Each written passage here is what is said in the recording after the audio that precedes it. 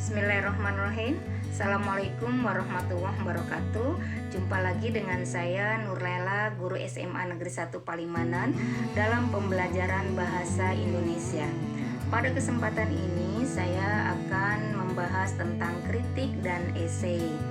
Nah, dalam kesempatan ini juga saya akan membahas mengenai pengertian jenis dan ciri kritik serta esai.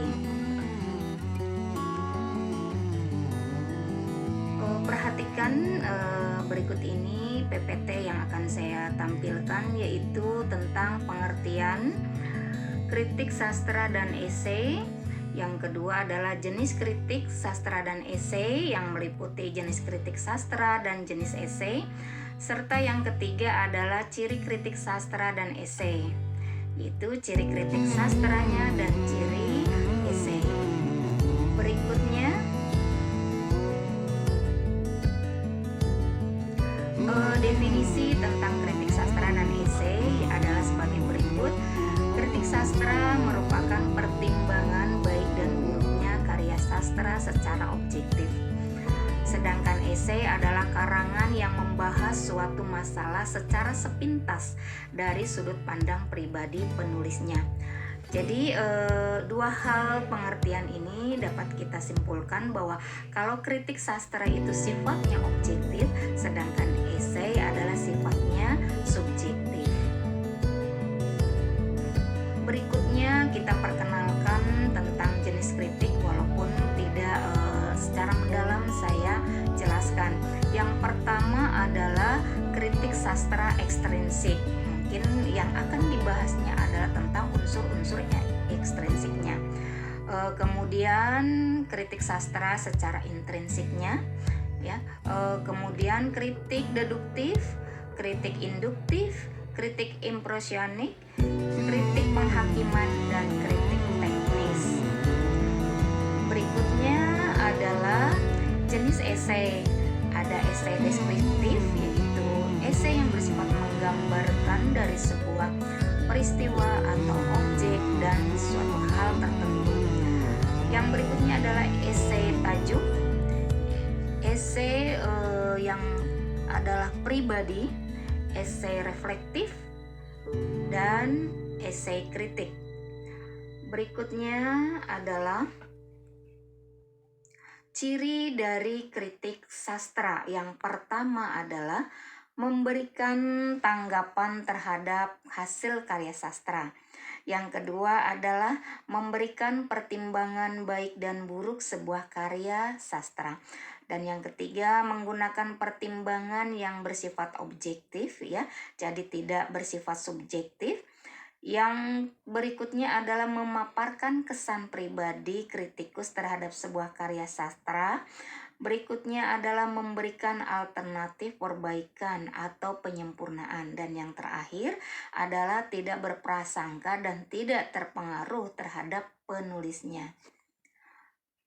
Berikut adalah ciri-ciri dari esai. Kalau tadi ciri-ciri kritik, sekarang ciri-ciri esai. Yang pertama adalah berbentuk prosa. Ya, jadi berbentuk karangan bebas, dalam hal ini bentuknya berparagraf. Yang berikutnya adalah cirinya singkat, kemudian memiliki gaya pembeda, selalu tidak utuh dan memenuhi keutuhan penulis, dan memiliki ciri pribadi atau bersifat personal atau subjektif. Berikutnya adalah unsur pendukung kritik. Yang pertama adalah sinopsis karya atau ringkasan dari sebuah karya. Yang keduanya adalah ulasan, dan yang ketiga teori yang mendukungnya. Jadi ada 3 pendukung kritik, yaitu sekali lagi sinopsis karya, ulasan, dan teori-teori yang mendukungnya. Adapun unsur kritik, ya. Nah, berikutnya adalah perbandingan kritik dengan esai. Yang pertama, kalau kritik berdasarkan pengetahuan, sedangkan esai berdasarkan sudut pandang penulisnya atau bersifat subjektif. Berikutnya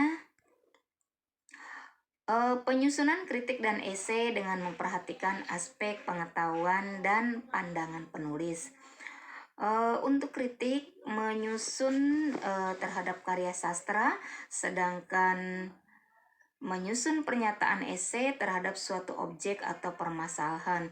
Jadi kalau kritik biasanya pernyataan terhadap sebuah karya sastra, sedangkan untuk penyusunan esai itu biasanya terhadap sebuah objek atau permasalahan. Ya, berikutnya. Tahapan menyusun pernyataan kritik terhadap karya sastra. Yang pertama adalah tahapan deskripsi, yaitu penggambaran bagaimana karya sastra tersebut. Yang kedua adalah penafsiran, yaitu pada tahapan kedua. Yang ketiga adalah tahapan analisis dari karya sastra tersebut, dianalisis oleh penulisnya. Dan yang keempat adalah tahapan evaluasi dari karya sastra tersebut. Sekali lagi, ada 4 tahapan dalam menyusun pernyataan kritik terhadap karya sastra. Yang pertama adalah deskripsi, penggambaran. Yang kedua adalah tahapan penafsiran dari penulisnya terhadap karya sastra tersebut.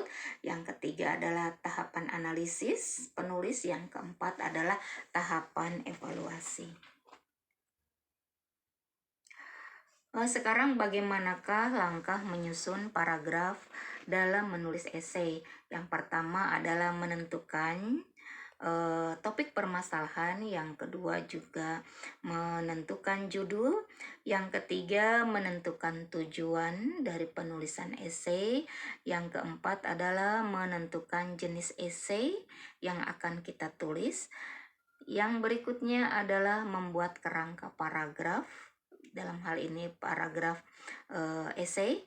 Yang berikutnya adalah langsung kepada paragraf pembuka, dilanjutkan dengan paragraf pengembangan, serta diakhiri dengan paragraf penutup. Demikian pembahasan tentang jenis dan definisi dari kritik dan esai. Semoga bermanfaat. Mohon maaf apabila ada hal-hal yang kurang berkenan atau kesalahan. Billahi taufik wal hidayah. Assalamualaikum warahmatullahi wabarakatuh.